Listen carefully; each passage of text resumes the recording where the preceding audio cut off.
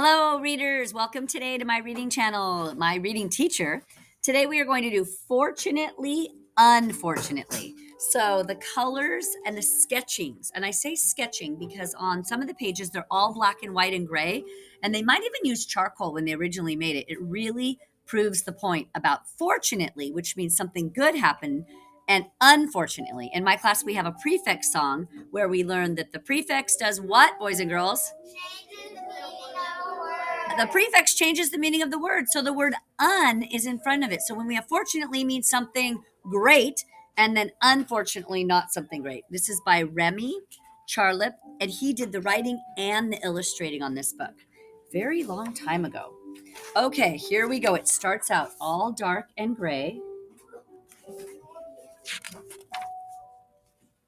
Had to look over there because we had some talking at puzzles. Fortunately, one day, Ned got a letter that said, "Please come to a surprise party."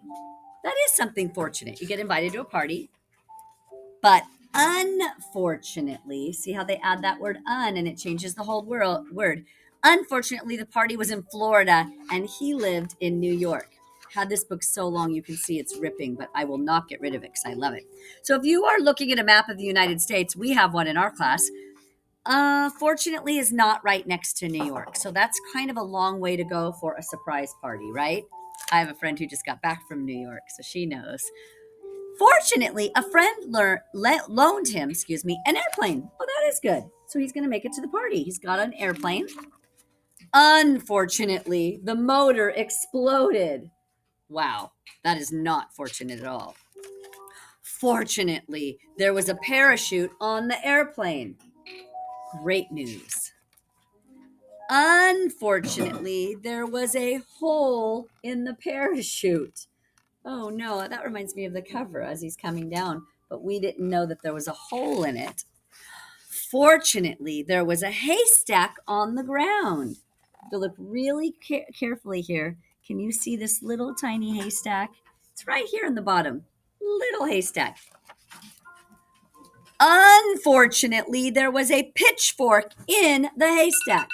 Oops. If you have seen a pitchfork, farmers use them when they're shoveling the hay. You would not want to land on that. That is definitely unfortunately. Fortunately, he missed the pitchfork. Thank goodness, right? Unfortunately, he missed the haystack. Someone predicted that.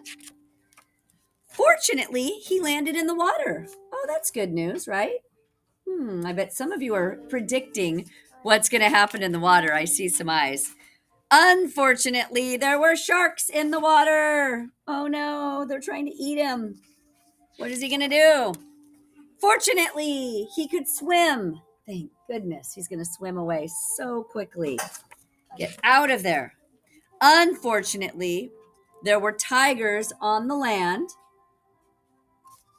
Okay. Fortunately, he could run. Oh, great news. If you're watching colored and then not colored, this one's a really dark page.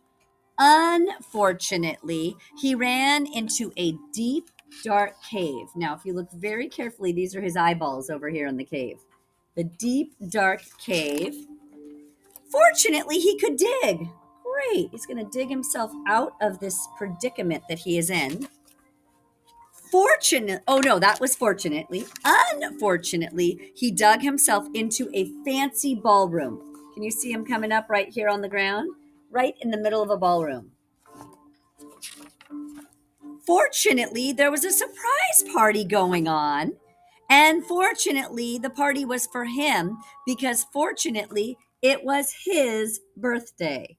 So 3 fortunatelys all on one page, everyone having a party. The end.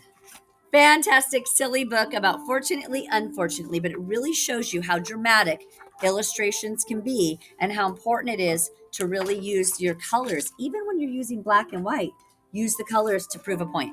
All right, thank you for listening along with us. If you want to look for the book, it is Fortunately written and illustrated by Remy Charlip. Thanks for joining me. Subscribe and like.